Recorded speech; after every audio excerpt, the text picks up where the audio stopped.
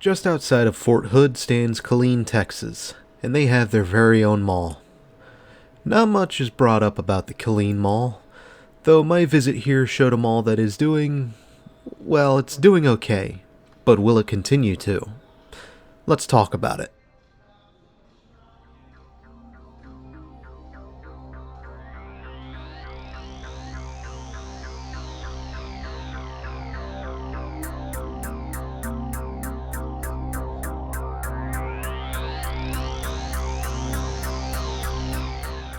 In March 1980, it was confirmed that Killeen Mall will be built, scheduled to open within 53 weeks on March 24, 1981. Interestingly, Killeen at the time was reported to be undergoing some economic issues, which was already leading to businesses downtown to close. And the developers, Paul Broadhead and Associates based out of Meridian, Mississippi, acknowledged that what they were doing would hasten the demise of such businesses, simply quoting that, "We live by the philosophy that the strongest will survive," in a 1981 paper, just a week from opening day. Like it or not, that's just the way things are.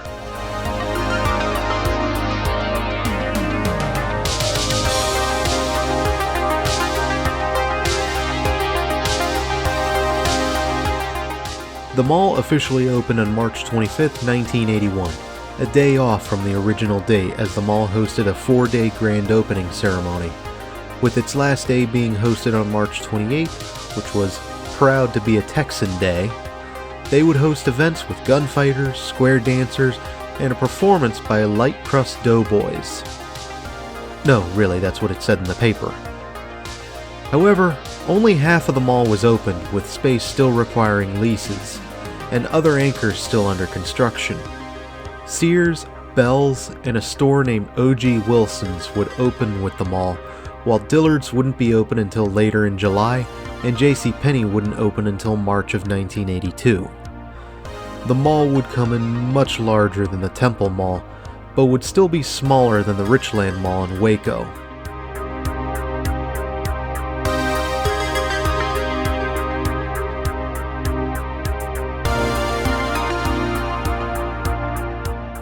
Killeen Mall would come out swinging as it came to boast 5 anchors, and anchor itself on the north end of what would become a major retail corridor for Killeen. Additionally, Killeen was, and still is, exploding in population growth. Not even the terrible 1991 massacre could put the brakes on this city. And as always, Killeen Mall was no stranger to fashion shows and holiday events. It also had some less likely events, like a recruitment drive by the Border Patrol. I get the feeling that they might have to try that again.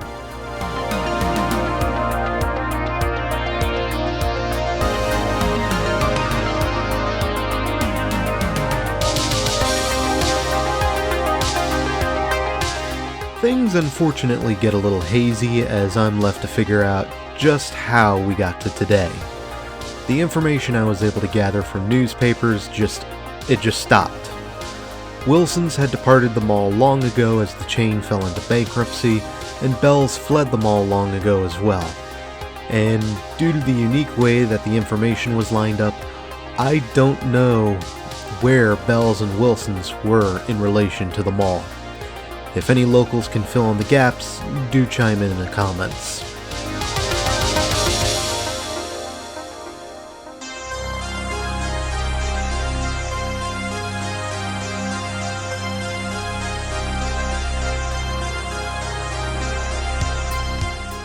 Now, what I was able to piece together is that these 2 vacant anchors were filled in, with Dillards as far back as the 2000s operating a dual anchor setup at the mall. And in the early 2010s, Burlington Coat Factory would fill in the other vacant anchor. And Sears, surprise surprise, closed in March 2019, leaving Dillards to make a decision. And they opted to abandon one pad in favor of another, moving one of their 2 anchors into the former Sears pad. Some minor renovations and some new paint later, and they would be ready to go in 2020.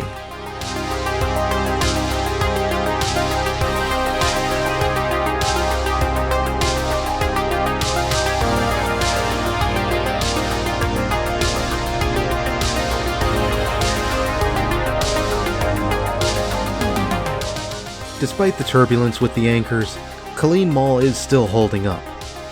However, it's had its share of other troubles as of recent. In 2018, a car had crashed through the doors into a few kiosks, which resulted in a premature and temporary shutdown of the mall. But a more pressing matter, in late 2021, a shooting had broken out at the mall and resulted in serious injuries of one victim. The victim was airlifted to hospital, but was stabilized. And to rub it in May 2022, an armed robbery spree had struck the mall at a time in which the December shooting was still on everyone's mind. Now, while I was never stopped, I do wonder if this is why mall security kept shadowing me during my time here in September 2022. Now, in my quick skimming on these two incidents, both suspects appear to remain at large, but at least the victim of the shooting had made a recovery. Feel free to chime in if I got any of this wrong. Optically, this is terrible for the mall either way, and we'll see how this will all impact the mall in the long run. Seems there's trouble in Killeen. As of the making of this video, Jones Lang LaSalle is listed as the owner and management for the mall, and we'll see if that changes or if they can keep things going.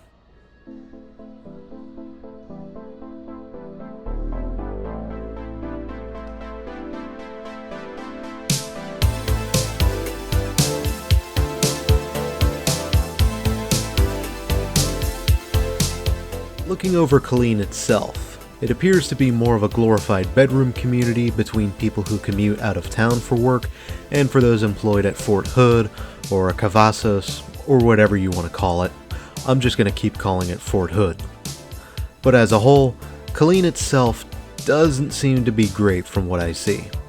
Area Vibes doesn't score it well, and by their numbers, crime isn't good, but it could be much worse. Healthcare, employment, and schools all apparently have problems, and the user reviews. Man, good luck finding a compliment about this place. A lot of the 1-stars point out crime, limited opportunities, poor animal control services, noisy nights, the list goes on. Some say that it is a terrible first impression of Texas as a whole, and some even describe it as the armpit of Texas. I find that hard to believe since Houston and Beaumont exist. But I do have to ask, is Killeen that bad? The more positive reviews at least highlight Killeen's history and culture, and there are a few things to do in Killeen. But do tell me, what's life like in Killeen? And while you're at it, which is worse to live in, Killeen or Waco? Don't worry, we'll talk about Waco when we get to the Richland Mall.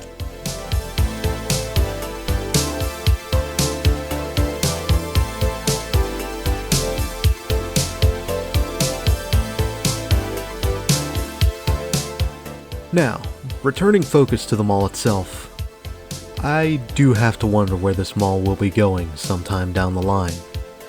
It's doing alright for now, it's tenanted, and it has all 5 anchor stores filled in, and on a Friday, it does seem to get pretty busy. But will it remain a destination as the years go on? Cause I'm looking at those incidents in 2021 and 22, and am wondering how that will impact things. And this is happening at a time in which these places are already perceived very negatively in the eyes of the public. Now, right now, I can say for certain that as of early 2024, Killeen Mall is not a dead mall. And you know what? That's okay. And I do kind of like this place. I can't say it's my favorite, but I could at least see myself shopping here once in a while. So, why not just give it a chance?